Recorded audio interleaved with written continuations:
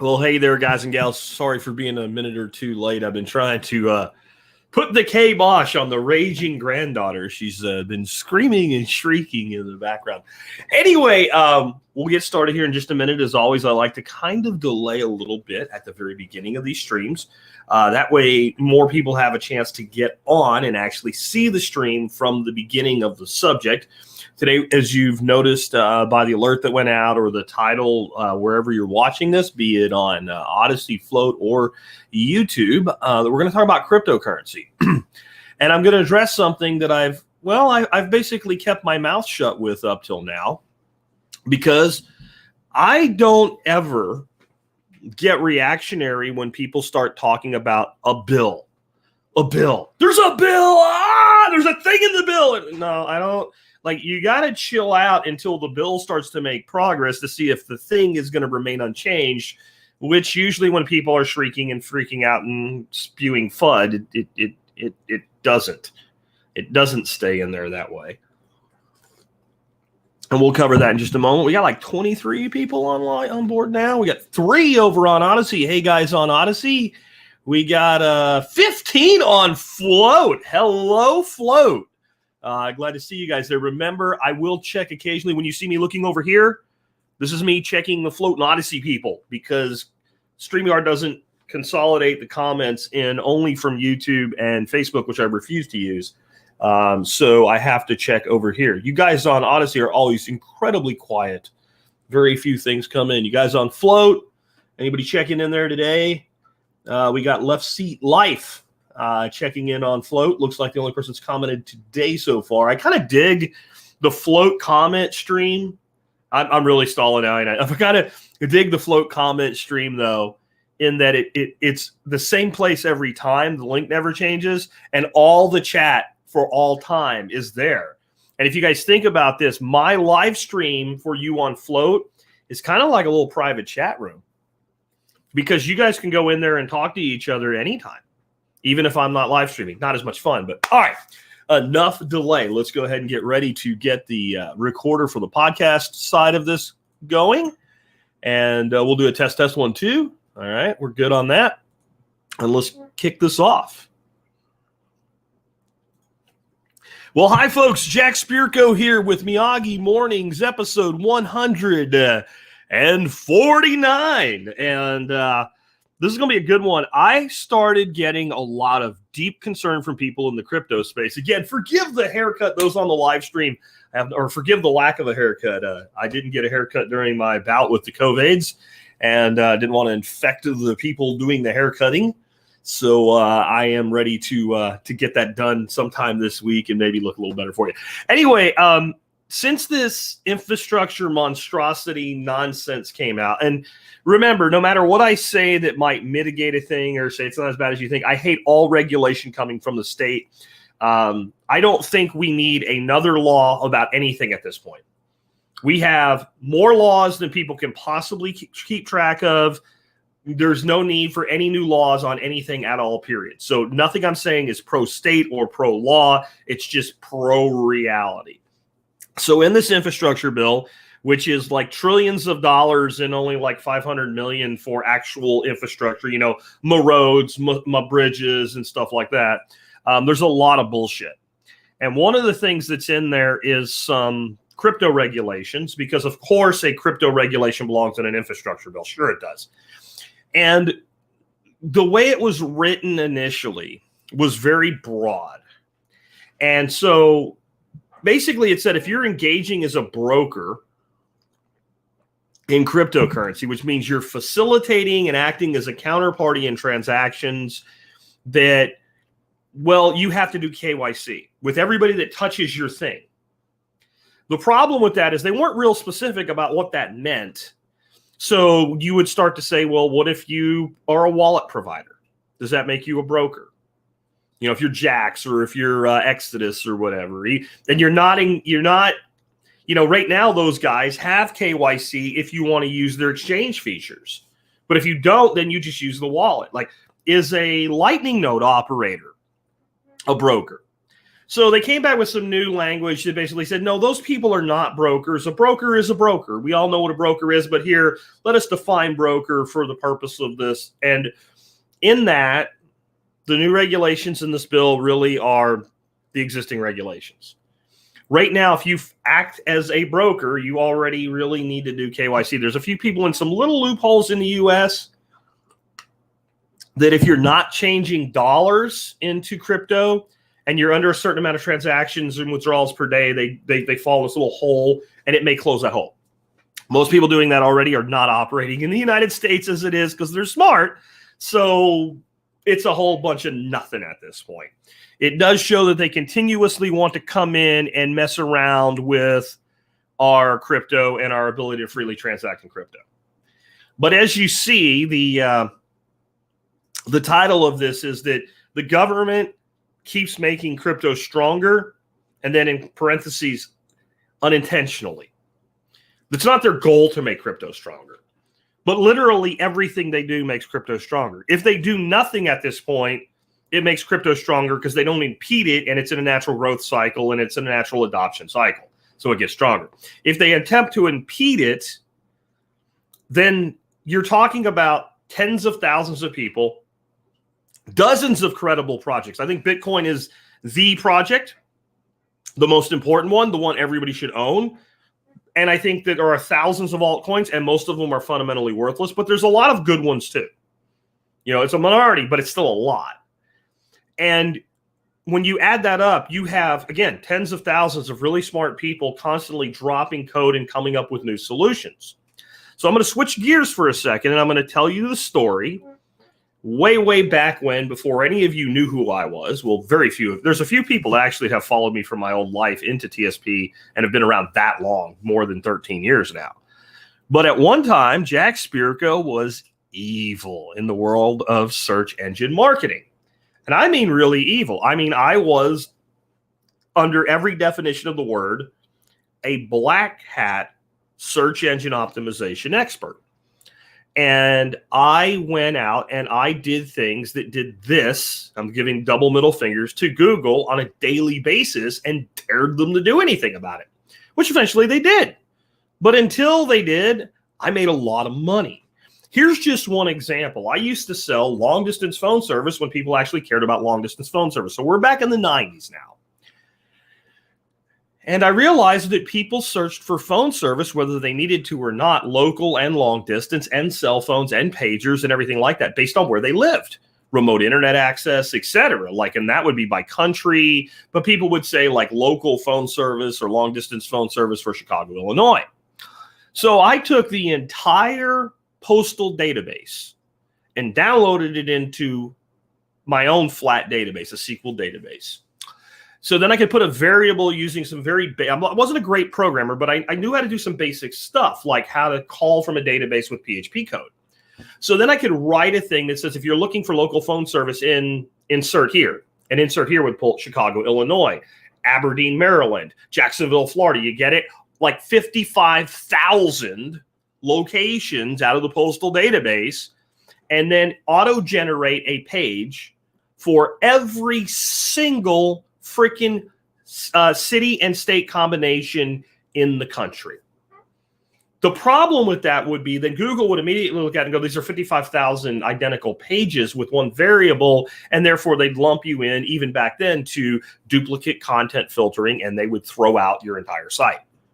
Oh, okay, fine. So what I did is I also made another database, and I went out and got hundreds of technical articles that seem to have a correlation to anything to do with technology, like, you know, a newspaper article about local phone service or an emerging computer technology, something that wouldn't be out of place.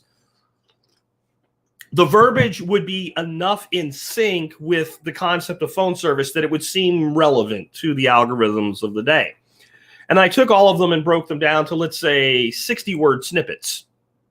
And by doing that, you end up in a situation where you have like these 60 words, the first 60 words, and then read more. And then it would link over to the source article. So if it was in, you know, a technical blog, it would go there. If it was in a news website, it would go there. And I made those all go in a database.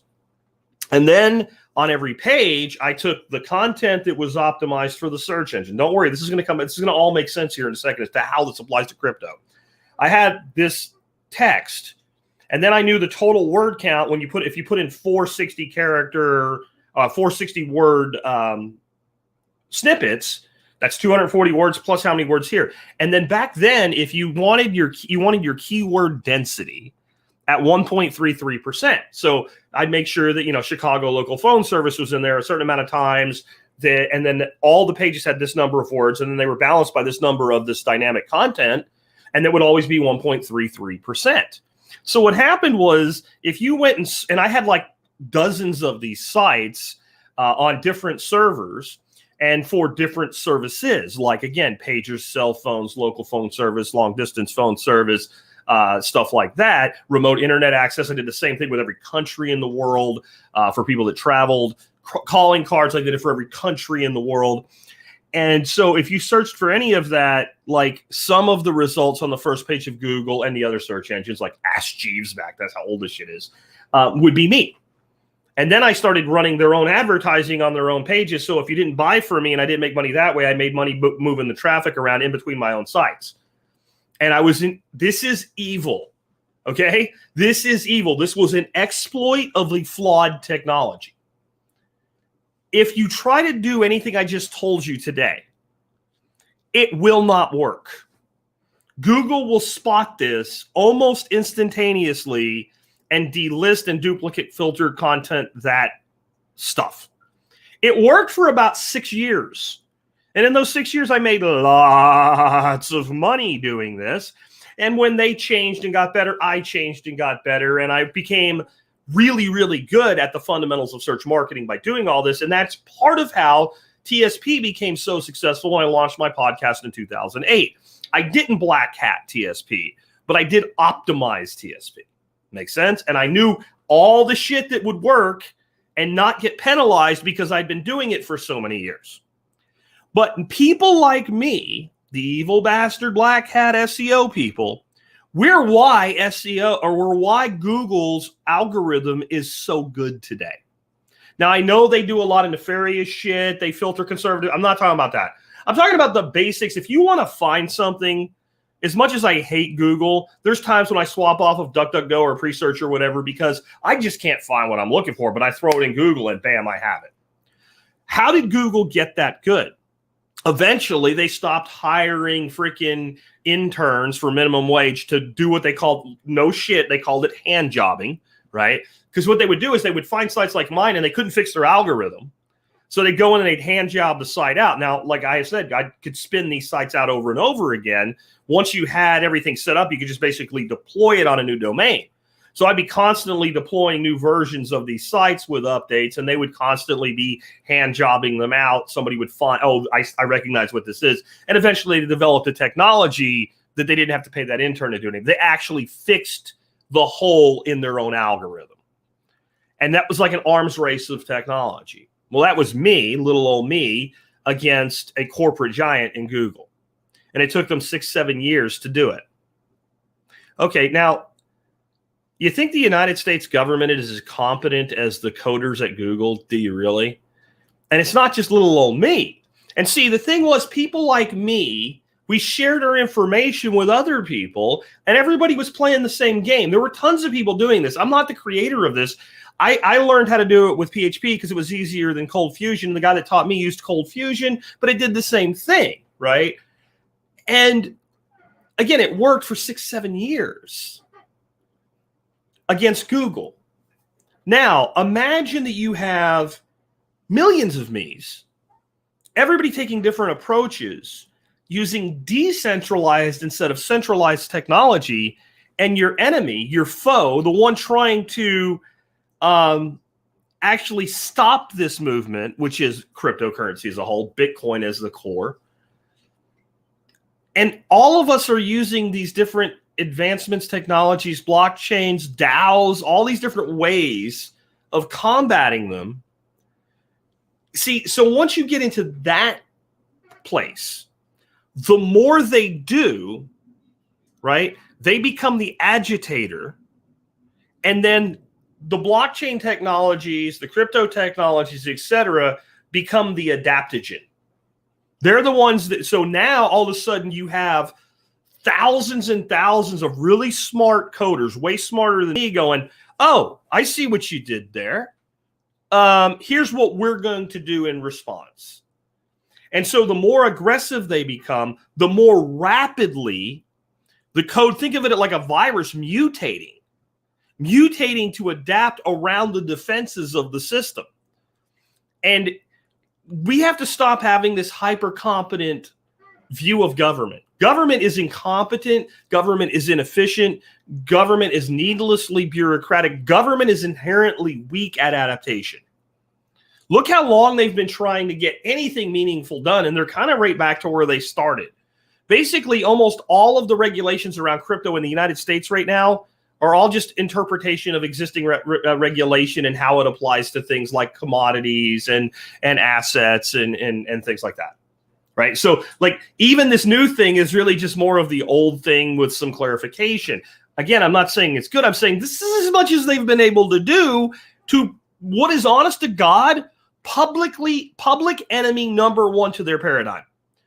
Bitcoin and cryptocurrency as a whole is public enemy number one to the state, its systems, and the bank oligarchy. There is nothing that has ever existed in humanity that is a bigger threat to their way of life than this. And they can't get their hands around it because it will never stay stationary. It will never stay as this thing that you can regulate. By the time you get to regulating it where it is, it's not there anymore.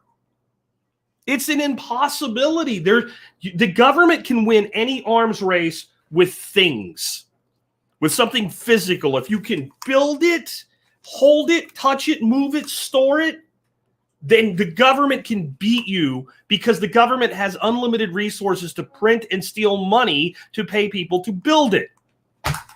Code is different. Code is cumulative. Once a certain amount of work has been done, this group over here can take all that work and start from this base level and go beyond it, while the government's still trying to get approval to catch up to where they were. There is no way you win this arms race if you're the state. So what you have to start doing, and you're starting to see it now, you move into a co-opting mechanism. Just like think about it this way, like everything's a pattern and every pattern repeats. Remember when way back, and this is like back at the beginning of the survival podcast, like 2008 era. Remember when the Tea Party started? The Tea Party. And I went to one Tea Party event and said, it's dead. It's dead. And the reason it was dead, Republicans co-opted it. It wasn't supposed to have a damn thing to do with Republicans. There was nothing about Republicans in the initial Tea Party for like 57 seconds. The Republican Party looked at it. We can't beat it. Let's own it. And they ruined it. It started off with we're taxed too much, we shouldn't be, and we should revolt against being taxed.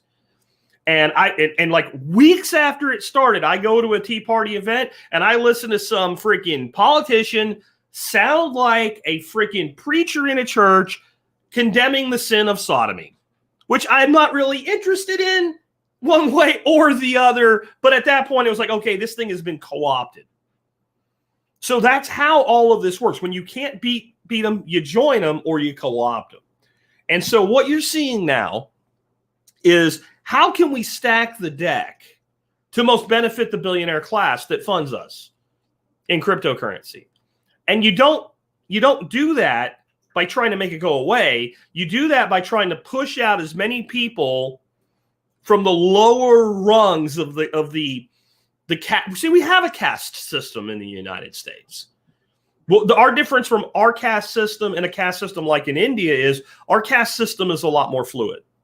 Our caste system is broken simply by the accumulation of wealth. And you have the ability to accumulate wealth. It's the poorer you are, the harder it is, but it can be done. And every time you move up a little, your ability to move up becomes easier and easier and easier. Right? So, but we still have a caste system. And what they want to do is they want to make it to where the poor person can't afford to participate in Bitcoin the way poor people in El Salvador are doing right now. That advantages the billionaire class, and that's what they're going to do, and they still can't win. Because here's what I'm about to describe. It's in the notes. It probably already exists. It doesn't really matter. It can probably be better. The point that it can be done is that what matters, though. So let's say that they get into a point where they get much more tight on KYC regulations. So they make it almost impossible for you to keep your assets private and personal if you're using any sort of a broker, even, what we would think of like an offshore DEX or something like that. Well, the truth is, and this is why I love Jack Mallers and what he's doing with Strike. Not everything, but I love the philosophy. We are in a race to zero. We are in a race to zero where there is no direct cost to the user for the service that they're using. Now, there is an indirect cost. So let's say that I send you a Bitcoin tomorrow because I'm a nice guy. Don't wait up, okay? But I send you a whole Bitcoin. And we're both using full node wallets, and I send you a transaction, and you get the Bitcoin. And there's a fee that comes out of that Bitcoin, right? But who gets it? Some miner somewhere, sometime, someplace. And even the miner that's going to be compensated doesn't know it's them until they win the block and it happens. So there is no cost. Now, if we're using some sort of an exchange, and the reason I sent you a Bitcoin is you bought it from me and I wanted to hold a stable coin. So you send me USDT Tether because I wanted to lock in my profits and you wanted to speculate on Bitcoin. Well, now there's this broker in the middle. And that broker takes, in addition to the network fee, which is decentralized, they're taking a fee, which even in a decentralized exchange is still centralized, in that there is an entity that's collecting that fee in return for the service of facilitating the trade, i.e. a broker, in the words of this new language, if they're U.S. based and if you can prove they're doing business with U.S. citizens knowingly. Okay, so there's a giant loophole there, but that's what they're saying. And what that means is even if you are a decentralized exchange and you're not doing KYC and you don't give a shit about this and you're located in UAE, but you're owned at least partly by a U.S. citizen, and that U.S. citizen never steps foot on U.S. soil, you can and there has been cases where that person's been arrested because that person is directly profiting from providing the service, and therefore it falls under this code. Follow me? Does this make sense? All right. Now, here's the other side of this, though. What if there isn't anybody? What if this is run sort of like a decentralized DEX DAO, right? Like a DAO, decentralized autonomous organization. What if every single person that's participating in providing the network is somehow compensated based on their participation? Think about it like, CoinEx has CoinEx coin. Binance has Binance coin. They have their own crypto. Now, again, you're back to a centralized. You can say these people own it. But let's just look at that model and nobody owns it. And so we have this kind of internal crypto or maybe an existing crypto. We don't always need a new crypto, as I said. And by providing the service of providing a node, which is an encrypted node on an encrypted network, you're compensated for whatever you contribute to facilitate exchanges on the network. But no one knows who you are. In fact, Bill Smith becomes 01795 Lima Echo Charlie Zulu 19 310 on that network. And we use things like onion routing and stuff like that I won't get into today to preserve that anonymity on that network. And then Bill is basically buying and selling and trading cryptocurrency, maybe initially, maybe eventually Bill is buying and trading and selling anything he wants to for cryptocurrency. And maybe everything's run by smart contract. You see, what got Silk Road into trouble and Ross Ulbright into trouble was what? He was actually taking the responsible position and saying, I'm not going to let that go onto the network, but I am going to let this go onto the network. Hence, you were then allowing illegal activity. That's how they actually got Ross. I'm not saying they should have. I'm saying that's how they did. What if the network was self-policing? This is a contract for murder. Throws it out, right? This is a contract between two people that want to exchange a plant for cryptocurrency. We're not going to get involved with that. But who made that decision? The network did. Does anybody on the network have the power of veto or override individually? No. Who are the people? We don't know who they are. In fact, we don't know who we are. I don't know you. You don't know me. It's just a network. It's just code. Good luck with that. And what if that runs on IPFS? What if it runs in a way that makes it where even ISPs can't filter it? And what if it runs in some sort of rotational pattern where any node actually looks like it's over here through VPN technology, but that same node the next day looks like it's over here, and it looks like it's over here, and it looks like it's over here.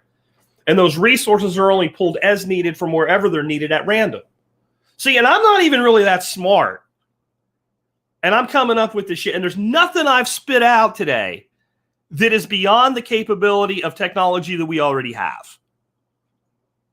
And again, it doesn't matter if that becomes a solution or not. All that matters is one dude can sit down and go, oh, you want to do this shit? You want to fuck around? Okay, here. Now what, bitches? And the more they push, the more this happens, and the less control they can exert. What governments have learned in history with things like tariffs and duties and imports and taxes. Now, occasionally they lose their mind and go stupid, and they create a giant black market. But mostly through history, governments have figured out that when you get to a certain point in an economy of something, that the best thing you can do is lightly tariff it, lightly tax it, do it in a way that the average vendor, the average person, the average merchant, the average participant says, you know what? I don't like this, but this is so menial in the whole that I'll play the game by your rules because then I don't have to take a risk. And as you ratchet up that nefarious, basically theft of other people's property, what happens? More and more people migrate out of the regulated and move into the gray and the black markets. And crypto is a place where you will never stop this. And I'm going to end today with a story from Michael Saylor. And this shows you how powerful crypto is as a tax avoidance strategy. So people worry they're going to property tax crypto. Good luck property taxing information and code that we can move around anywhere we want. And basically claim it's custodied somewhere, even if it's self-custodied, that's not under your authority or regulation. What he talked about was how people think real estate's a great investment. But see, I can tax your building. I can tax your building. You buy a building, I tax it. You buy a piece of dirt, I tax it. You don't want to pay the tax on it, I seize it. You don't want to pay a tax on it, you have to sell it. When you sell it, you pay a tax on the income. So you see how you're trapped. And he compared this was either Cyprus or Greece or somewhere like that, to this one city or town, and they were a real place for the wealthy, the uber wealthy, right? What we call whales in the world of Bitcoin, like the billionaire class. And the billionaire class loved this place, and they vacationed there, and they hung out there, and they all bought giant yachts. And they had this beautiful port, and these massive, like, blue water, ocean-going yachts filled the port and very rarely left. That's something people don't realize about billionaires and their yachts. Generally, yachts are a place to party and have fun and live and stay, and they put them in a place so that they can have a presence there. They don't spend a lot of time sailing them around. Well, this city, township, governed area, whatever you want to call it, went, all this money here, we'd like some more of it because government always wants more money. So they're like, I know, we'll put a property tax on the yachts, just like we do with buildings. And the billionaires will have to pay the tax because if they don't, we'll take their yachts. And billionaires don't like to lose yachts. What do you think happened? A few days before the tax was to go into effect, all of a sudden those yachts that never tended to really go anywhere, what do you think they did? They left. All the billionaires got together and looked around at other port cities and towns and said, hey, where are we going to go next? And they moved their yachts and they took all their fucking money and all their fucking yachts and they fucking left because the yacht, unlike a building, can move. Now, it still costs money to move that yacht, right? So there was a threshold where it would cost me more money to move that yacht than the savings and tax over, let's say, the next 5 years. I'm probably keeping my yacht in place. But when they get greedy and they exceed that formula, what do? Come on, Captain, we're leaving. Now, again, you have to have you're not talking about a motorboat here, right? You're not talking about a little thing you just jump in and haul ass with. You're talking about mega yachts, like captain and crew that you got to pay to move this thing. You're talking about a docking fee, maybe a departure fee. You're talking about significant effort. You're talking about risk. When you take a yacht to sea, even not very far, it runs the risk of being wrecked or something, or pirated or whatever. Now you try to tax my cryptocurrency. What cryptocurrency? What cryptocurrency? Oh, you mean the cryptocurrency that I'm currently holding in Cyprus? If I have it at all, I'm not sure what you mean. I don't have any cryptocurrency. I know some numbers. No, you can't have them. You mean the cryptocurrency that I can get on a plane, step off in another country, enter some characters into a wallet and have my money there? That crypto? No, you can't have that. Way more mobile than a yacht, way more mobile than gold, way more mobile than land and buildings for sure, and way more mobile than cash. You have $1 million in a U.S. bank account and you want to get it out of the United States, good luck. Even if you do, they're going to get their piece of it before you get to go. You have $1 million in Bitcoin and you want to go somewhere else with it, you can have it all here. And the harder they push, the more the technology will be leveraged and the more ungovernable the technology will become. And the bigger the government, the more this is true. With that, we'll go ahead and wrap up today, and I'll be back to you tomorrow with another episode of Miyagi Mornings. That was a long one. All right, guys, I'm not going to stay very long today. What are my thoughts on XRP Ripple? It is a shit coin. It is garbage, and you should not buy it. It is an intelligence test, and if you buy it, you have failed the intelligence test. It's almost as bad as Doge. It's not as bad as Doge, but it's almost as bad as Doge. XRP, if somebody wanted to make a coin that symbolized shitcoin, it's XRP. It's a coin designed to serve the banking system, which is completely the opposite of the purpose of crypto. So it's garbage. You shouldn't buy it. You shouldn't hold it. You shouldn't own it. It's not worth your time. And you should never, ever even bother looking at it again. And people that say, well, you know, there's upside to it, you can make money. There's plenty of other cryptos you can make just as much money on. So why support the banking system? I should contact Charles Hoskin to consult him about creative ways to help the crypto industry. Don't know who he is. Never heard of him. Hey, Roy, howdy yourself. Hey, it's high ironic he would have a sermon about sodomy when he wants you to pay taxes. From Ace. Ace always has some good shit. Broker equals make you broker. John Conroe and the Demon Accords, don't know what that's about. We have to pass the bill to find out what's in the bill. In this case, we don't. The bill is available to be downloaded and read if you can get through reading it. I made Bitcoin weaker by buying it. It seems that whenever I buy, it gets cheaper. Keep buying. That will go away. Don't you, me, internationally, they have planned this cryptocurrency as a one world. Okay, Jeffrey, it's not a one world order cryptocurrency. It doesn't work that way. And you can't know anything about Bitcoin at all as to how it fundamentally works if you believe that. And I just don't bother with people like you anymore. I'm sorry. People that are like, the CIA made Bitcoin, man. It's to trick us into a one world currency. As I said before, do you know how much Bitcoin I want if it's going to be the one world currency? All of it, dumbass. All of it. I want every freaking penny of it. You're shitting me, right? Okay, they're going to make Bitcoin with only 21 million units, the global currency, and that's a reason not to own it?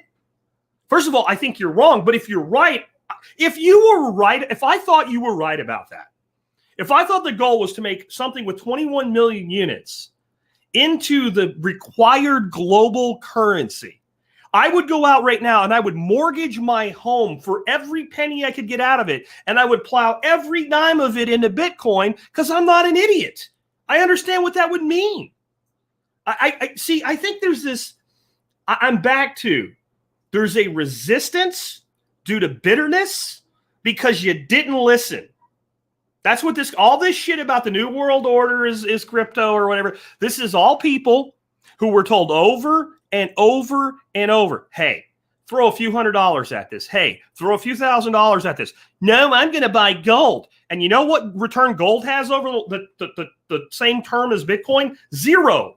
Gold is basically flat over the last 13 freaking years, right? What is the return on Bitcoin? 200% annualized over 10 years. If we write out the first year because it was too insane, right? If we just go from once Bitcoin was kind of established, you could kind of buy it, 200% annualized returns. And you're bitter and you're angry. And because you're bitter and angry, you can't accept that you fucked up. And since you can't accept that you fucked up, you have to come up with some complete, total nonsensical bullshit to cover for your fuck up. And you can't accept that you still have the opportunity to front end run this because the adoption is still in its infancy. But that's fine. You have every right to ignore the most important change in the fundamentals of finance that has ever happened in the history. You have every right to do that. But when you start saying stupid shit about the New World Order, you know what? You are up there with the flat earth people. You actually believe that there can be a control switch on the most public code ever made, that every single hacker on the planet has analyzed like it's like a proctology exam. This is, see, people that do this, Dunning-Kruger effect. Like there's so much of that right now. I keep hearing it in the world of COVID too. There's plenty of lies the state tells about COVID. You don't need to be making shit up, right? But what happens is people read a couple things, they think they know a thing, they listen to somebody that sounds smart versus is smart. It meets their perception bias, so then they lock onto it. And what Dunning-Kruger effect is, the people that know the least have the highest confidence in what they know.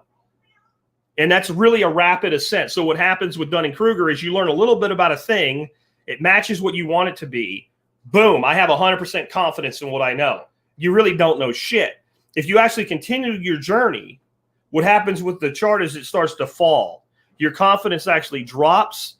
And then after a certain amount of time, as you develop mastery, it begins to rise back up. And the people that are the smartest still know they don't know everything. So when, on that chart, you're on your Dunning-Kruger effect, right? You've got way up here, the newbie that thinks they know a thing, that doesn't know shit. And then you got your expert. His confidence is kind of like it's 70% versus 100% on the other side of the chart across time. And there's so much of that going on here that it's honestly frustrating because people throw up a comment like that. They don't even know what the fuck they're saying when they say it, but they say it with extreme confidence. And then people that don't know yet look in and they're scared, so they grab onto the fear-based content. This shit's been going on freaking 12 years, guys. If it was a trap by the New World Order, they would have sprung it by now. Again, it's like saying the internet was created by the government to control us, so let's not use the internet. Okay, whatever. Let me see if I got anybody here. Gonna give me Lambo. Jack Rand incoming. Bitcoin has no top. Money printer has no limit. You know what? That's absolutely the case. There is, like, people say, well, how high can Bitcoin go? That's not even really the question. How low can the value of the dollar go? How low can the value of the euro go? The Chinese yuan, the Russian ruble? Like, how low can the value of a currency go that has no upward limit on how many units of it can be created? That's the real question. And is the 21 million supply a credible, defensible position for Bitcoin? In other words, can that be enforced? If you can enforce the 21 million limit, which clearly can be done, it's the most secure network men have ever created, in that environment, and you can guarantee that you don't have counterfeit transactions, there is no limit to how high Bitcoin can go. That doesn't mean it's going to be worth $50 million a unit, or it doesn't mean it's going to be worth 10 or even 1. But the limit doesn't exist. It can go as high as it needs to correct against the unnatural imbalance of money printing by the state. Whatever that is, that's how high it will go in time. That's a great point there. That is a great point. That's Dodo Bird. You do not act like a Dodo Bird asking that question. Have I used the Lightning Network? Absolutely. And I'm going to do a video soon called "My Third Party," because everybody that's against Lightning is like, "My third party." They don't even know how it works. I'll give you a little tutorial on how Lightning works and why it's better for privacy than a straight Bitcoin transaction. So you have nodes on the Lightning Network, and those are my third party. If you use a Jax wallet, it's a light wallet. You have my third party. If you are using internet access to use cryptocurrency, you have my third party, right? There's third parties. You have miners, my third party, right? So just because we're using a different type of network doesn't change the nature of what a third party is. The nature needs to be, does the third party require trust, and is trust enforceable? All right. So let's imagine that you have a transaction going across a Lightning network, and you have multiple nodes that it will go through to get through. And it's called a side chain. I'm not going to get too deep into it today. I just want to talk about how it helps preserve privacy. So Bill sends a transaction out onto the Lightning network. It gets to Sue's node. Sue knows it came from Bill. Sue doesn't know if Bill is the original originator of the transaction or if Bill is another node. All Sue knows is it came from Bill. Sue has to know it came from Bill so Sue can receive it. And it's going to go on to Fred. Well, Sue knows it's going to Fred. But Sue doesn't know if Fred is the third of 12 or the final node before it pops out at the other end to some other party, to who actually is getting the money from Bill. No one knows that in between. And it uses onion routing, which people throw that word around. They don't have any idea what it means. Onion routing means it's basically wrapped. And there's additional information contained in there, and a lot of it's junk. So you can't decipher it. And the only thing that this node in the middle can see is the two things it needs to know: where it's coming from, where it's going. But it doesn't know how many in the sequence or where it's going after it gets to the next node. Okay? And then this onion they call it an onion because it's like layers of this data. But the onion is maintained at a size. So it's not like, okay, the onion's really big, we must be at the front of the transaction, and then the onion's really small, we have to be at the end of the transaction. It doesn't work that way. It's restuffed with fake information. And then once that transaction is done, it's done, and it is held in reserves on these nodes. And no, you can't double spend it on the main chain. And so what Lightning is, it's an admission that 90% of commerce or more goes off completely voluntarily and doesn't need to be enforced by anything other than the knowledge that the transaction itself is valid. So what happens is at times these transactions are settled on chain and then the books are balanced that way. But what that means is the participants that are using it to buy a Coke or to buy a scone or whatever are largely anonymous. It doesn't mean they can't be tracked down, but it's not simple. It's very difficult, and it requires skin in the game. So even to start unmasking nodes and trying to figure out like what balances are on these different nodes, you have to go in, be a node, and you have to tender Bitcoin to, and you have to keep tendering more and more and more to figure out more and more and more. And you have to put your shit up at risk. It's a very eloquent layer 2 solution. And while people are not even aware of how good it already is, we're already building layer 3 solutions for Bitcoin. Like I said, this is an escalation that they have no way of winning. And stupid as the state is, there is a point where they go, okay, how do we benefit from this? And the people that pay them say, how do we benefit from this? And when you get to a point where you know, I've lost the game, but I can still win the match in that I can have more for me, then that's the path you take, because human nature. Anyway, you can buy into the FUD and you can ignore the greatest opportunity. This is a once in history opportunity. You're not going to have another opportunity to acquire wealth like this in anybody's lifetime.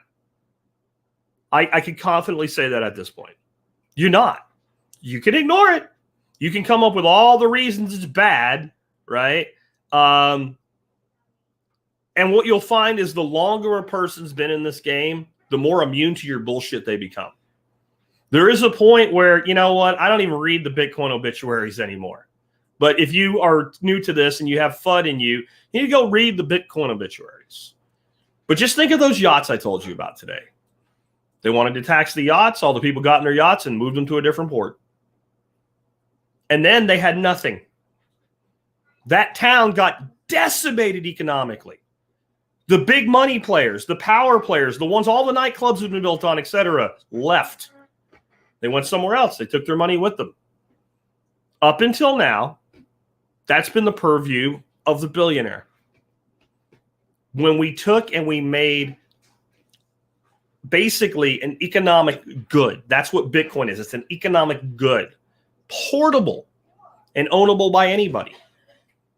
Anybody can do it. Most people won't. I'll catch up with you guys tomorrow. Hope you enjoyed today's episode and extra time.